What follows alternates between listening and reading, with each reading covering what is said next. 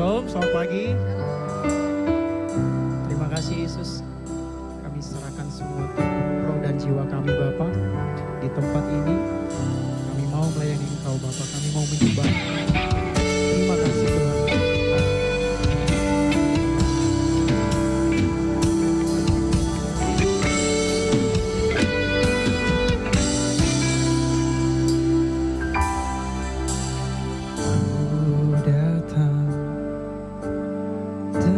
Syukurku membawa kerinduanku, Yesus, ingin ku menyenangkanmu.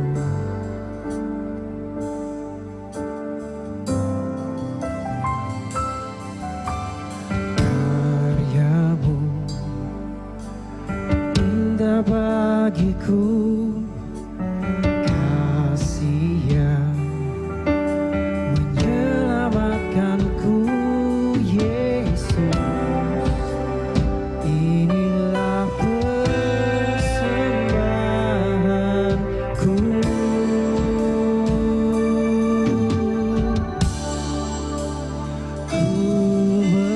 membawa hatiku,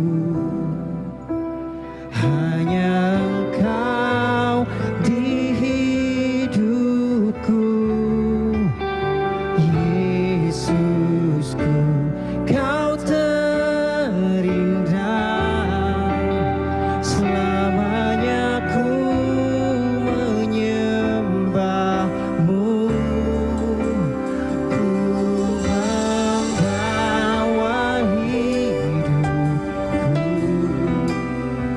inilah persembahanku untuk Yesusku yang terindah.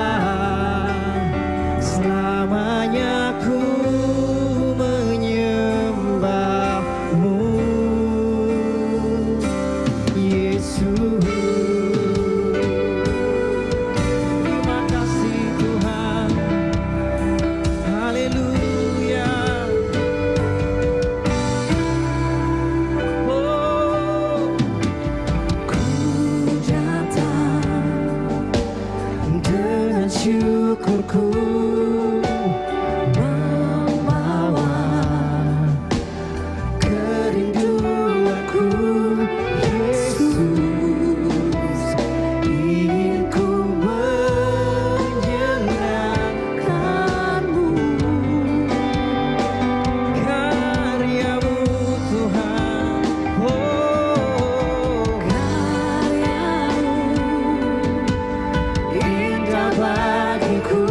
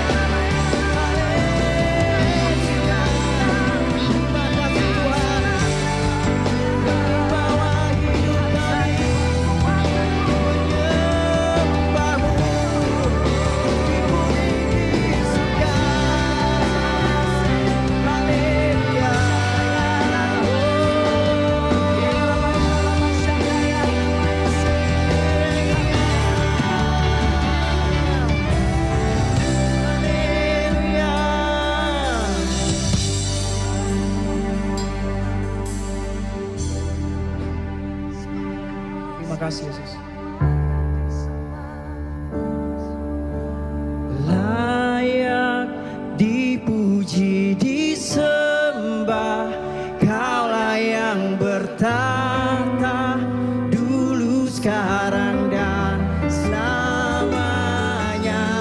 Raja atas segala raja, namamu besar termulia. Layak dipuji, disembah, Kaulah yang bertata dulu, sekarang, dan selamanya. Raja atas segala raja, namamu besar termulia. Layak dipuji, disembah, Kaulah yang bertata dulu, sekarang, dan selamanya. Raja atas segala raja, namamu besar termulia. Layak dipuji, disembah, Kaulah yang bertata dulu, sekarang, dan selamanya.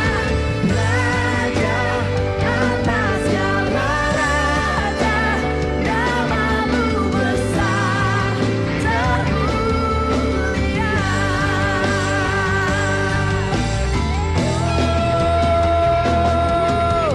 Layak dipuji, disembah, Kaulah yang bertata dulu, sekarang, dan selamanya. Raja atas segala raja, namamu besar termulia. Namamu besar termulia. Namamu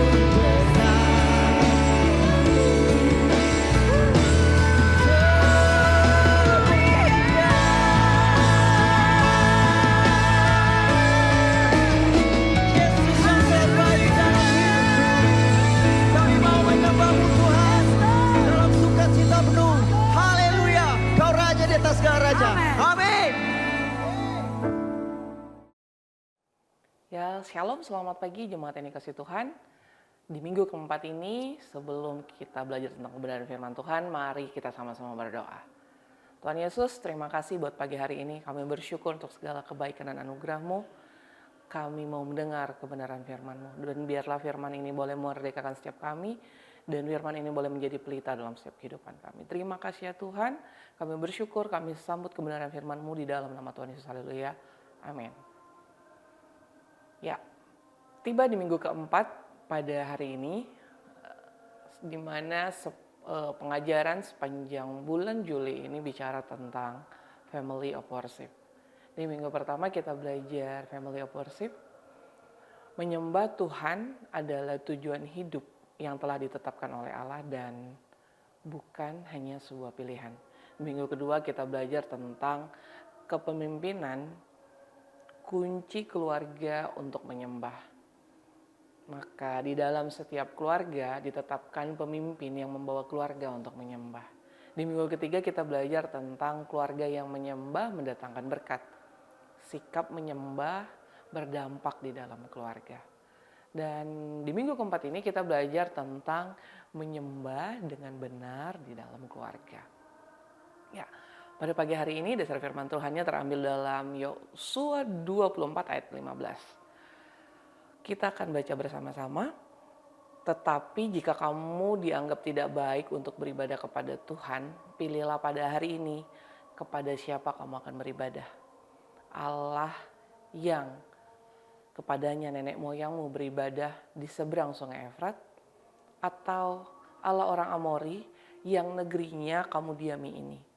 Tetapi aku dan seisi rumahku, kami akan beribadah kepada Tuhan.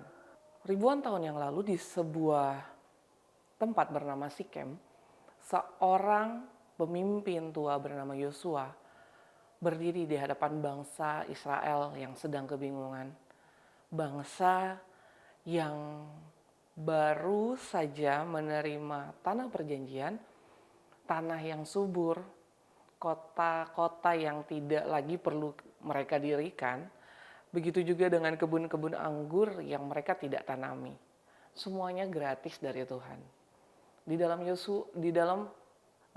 kitab Yosua ini, di ayat yang ke-24 ini diceritakan bahwa di tengah kelimpahan itu mereka mulai melirik allah-allah lain. Bukannya mencari siapa pemberi, tapi malah melirik berhala-berhala dari Mesir, orang Amori yang menawarkan kenyamanan yang instan dan kepuasan bagi bangsa Israel pada saat itu. Kondisi Yosua dengan tubuhnya yang sudah mulai menua, sudah mulai renta, namun jiwanya tetap menyala dan menetapkan kepada bangsa Israel tentang ketetapan dan garis-garis dengan batas yang tegas. Suaranya sampai dengan hari ini masih bisa kita dengar melalui kebenaran firman Tuhan.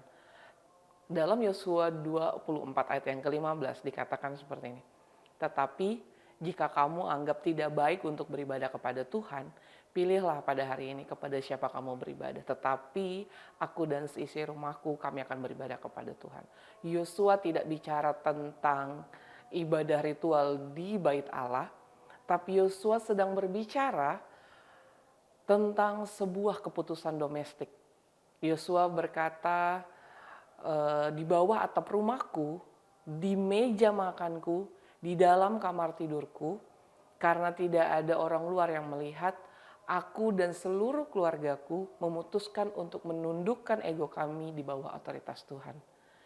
Ini bukan lagi tentang sebuah pajangan yang sering kita lihat di toko-toko rohani, di mana dalam sebuah figura atau dalam sebuah pajangan bukan lagi sekedar hanya sebuah tagline, tetapi ini Yosua katakan dan ini harus kita perkatakan sebagai deklarasi buat kita terhadap kondisi yang mau dibangun di dalam rumah tangga kita. Yohanes 4 ayat 23, tetapi saatnya akan datang dan sudah tiba sekarang bahwa penyembah-penyembah benar akan menyembah Bapa dalam roh dan kebenaran, sebab Bapa menghendaki penyembah-penyembah demikian. Dari Yosua, berabad-abad kemudian, di pinggir sumur di Samaria, Yesus bertemu dengan seorang wanita yang hidup pernikahannya hancur berantakan. Wanita itu bertanya, di mana tempat menyembah yang benar? Di gunung inikah atau di Yerusalem? Yesus menjawab dengan sebuah kebenaran yang meruntuhkan semua dinding institusi agama. Tetapi, dikatakan kembali ya, tetapi saatnya akan datang dan sudah tiba bahwa penyembah-penyembah benar akan menyembah Bapa dalam roh dan kebenaran, sebab Bapa menghendaki penyembah-penyembah. Ayat ini bicara tentang ibadah yang benar tidak lagi dibatasi oleh dinding bait Allah atau gedung-gedung gereja saat ini. Ibadah yang benar adalah ibadah yang rohaninya otentik dan hidupnya berdasarkan kebenaran. Artinya bagi kita, bagi para suami, bagi para istri, bagi para orang tua, ibadah kita tidak lagi diukur dari seberapa keras kita bernyanyi di kursi kita, tidak tentang tinggi rendahnya altar ibadah kita di hadapan Allah, namun bagaimana kita memperlakukan pasangan, anak-anak kita, semua orang di rumah kita, dari Senin sampai dengan Sabtu, bagaimana kita memutuskan untuk mengampuni kesalahan. Di dalam rumah kita ada penyembahan dalam roh dan kebenaran. Istri yang mulai, atau istri yang menghormati, atau istri yang memutuskan untuk tetap menghormati suaminya dalam kondisi apapun. Di situ ada avodah, ibadah yang murni, yang sehari-harinya kita lakukan, yang kita kerjakan.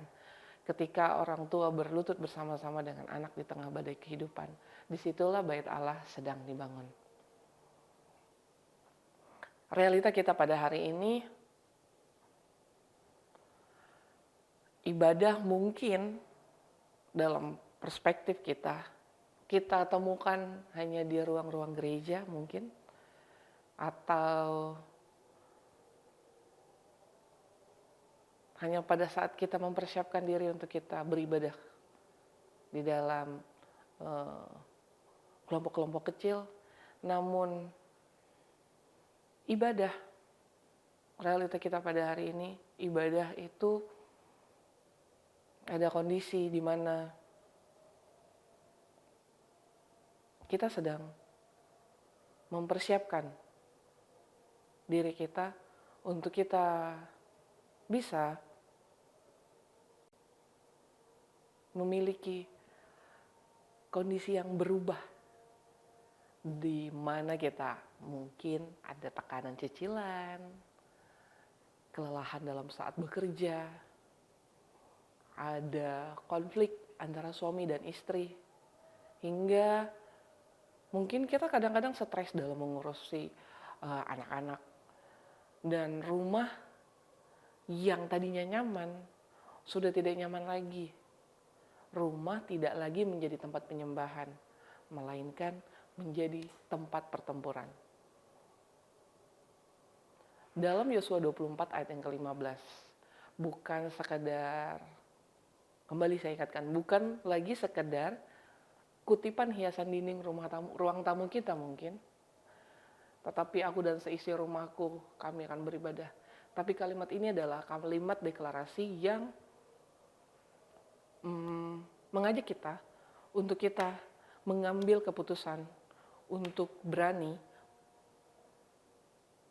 menyembah seperti yang Yosua sampaikan. Mengapa? Mengapa menyembah? Yang pertama, penyembahan itu adalah kehendak daripada Bapa. Yang kedua, ibadah adalah respon.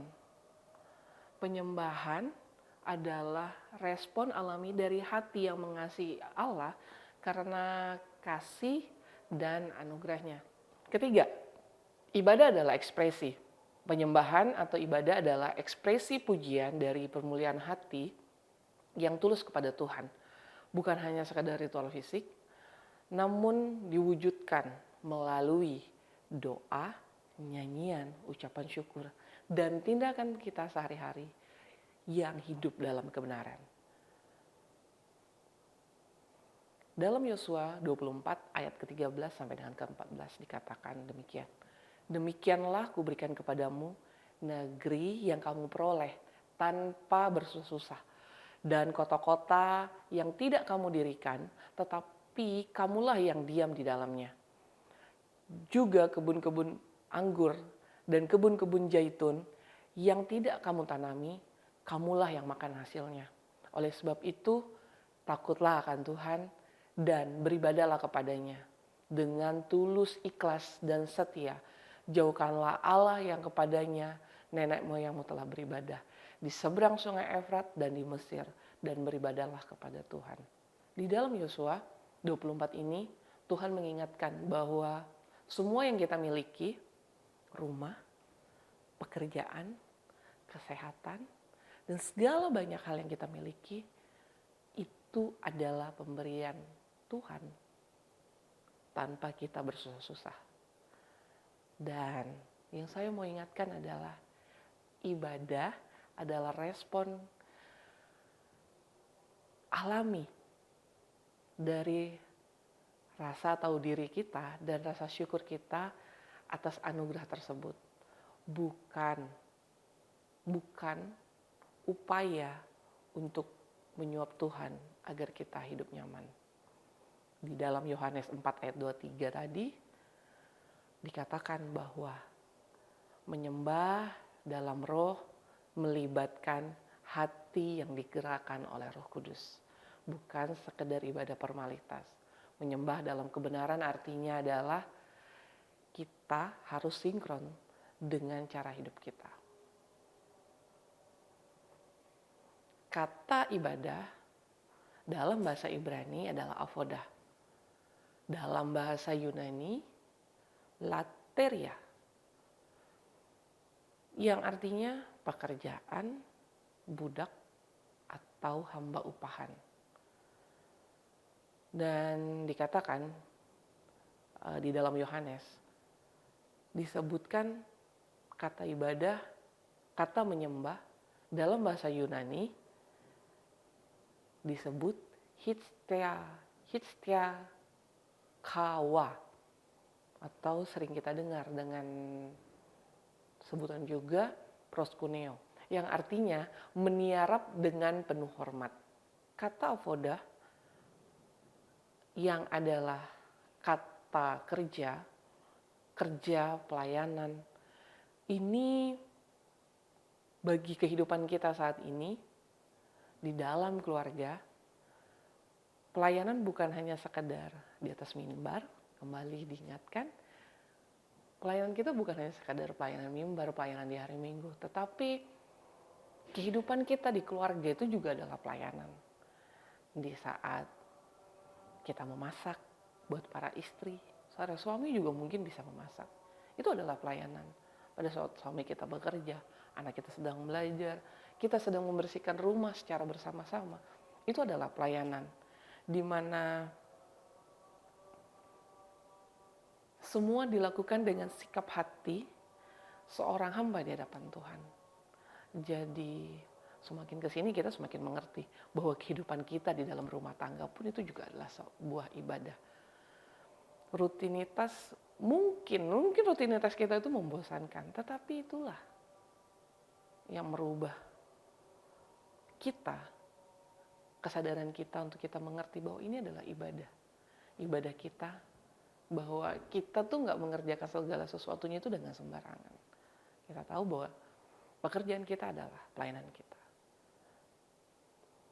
Proskuneo, yang artinya meniarap atau menunduk, diartikan sebagai penundukan ego kita di saat kita mengalami konflik antara suami dan istri, antara kakak dan adik. Kita belajar untuk meniarap, menundukkan kesombongan kita di hadapan Allah. Kita menundukkan ego kita sehingga pada saat kita mengalami konflik, kita benar menyelesaikan konfliknya dengan benar. Namun, kita menyelesaikannya dengan kasih. Bukan lagi dengan amarah, bukan lagi dengan caci maki, namun kita mengasihi namun kita menyelesaikan ini dengan kasih. Bagaimana kita membangun penyembahan kita di dalam rumah? Bagaimana kita manifestasikan penyembahan yang benar di dalam rumah? Yang pertama, jadikan Yesus pusat penyembahan kita. Jika ibadah kita tidak berpusat pada Kristus, maka pada dasarnya sia-sialah ibadah kita. Karena ada banyak daripada kita mungkin bukan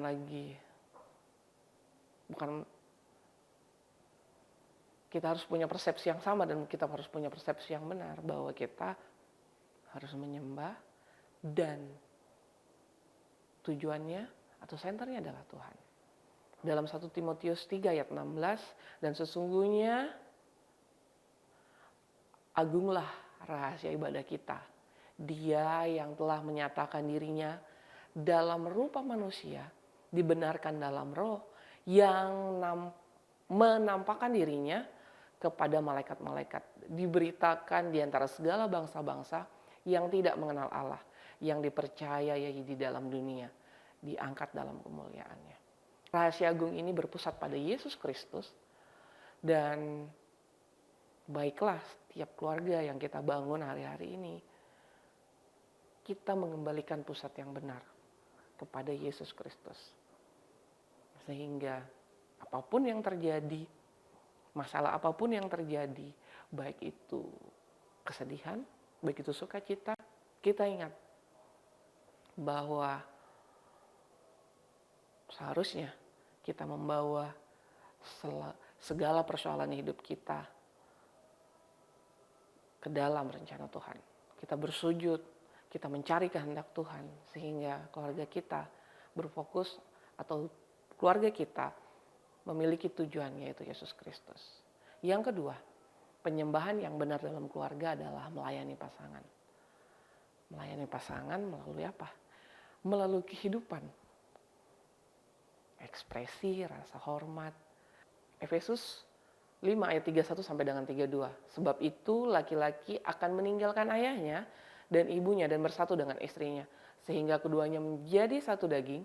Rahasia ini besar, tetapi yang aku maksudkan ialah hubungan Kristus dan jemaat. Bagi suami, menyembah Tuhan diwujudkan dengan mengasihi istri.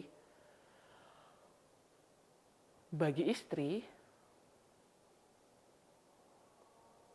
menyembah Tuhan diwujudkan dengan menghormati suaminya dengan tulus.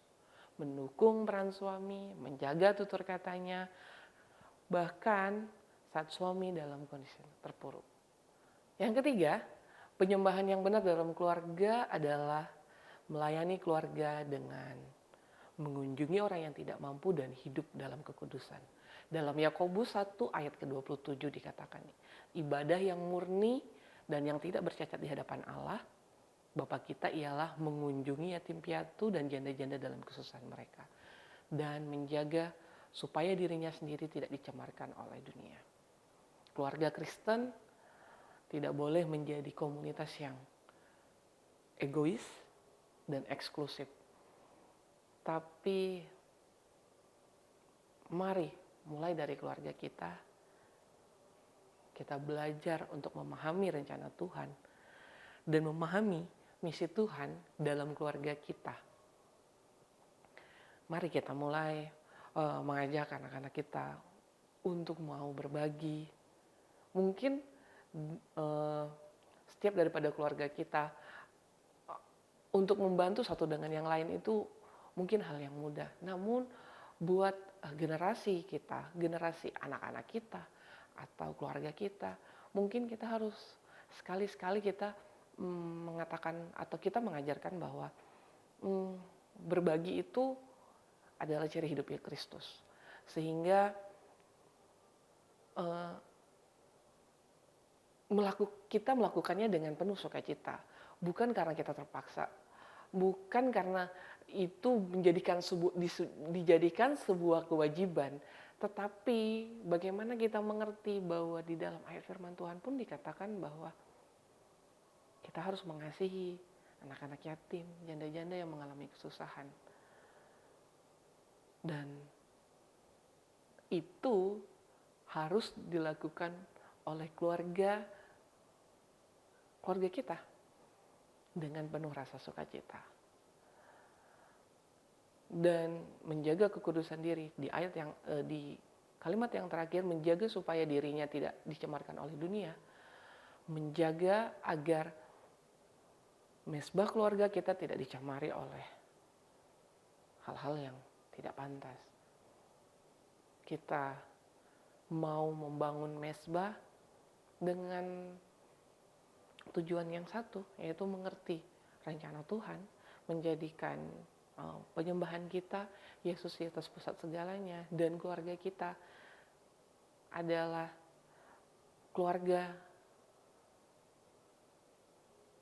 yang memahami rencana Tuhan. Menyembah dengan benar di dalam keluarga bukanlah tentang seberapa megah mesbah doa yang kita bangun di tengah keluarga kita, melainkan seberapa konsisten kita untuk menghadirkan Kristus dalam interaksi kita di dalam rumah. Baik kita terhadap pasangan kita terhadap anak, yang seisi rumah kita saja.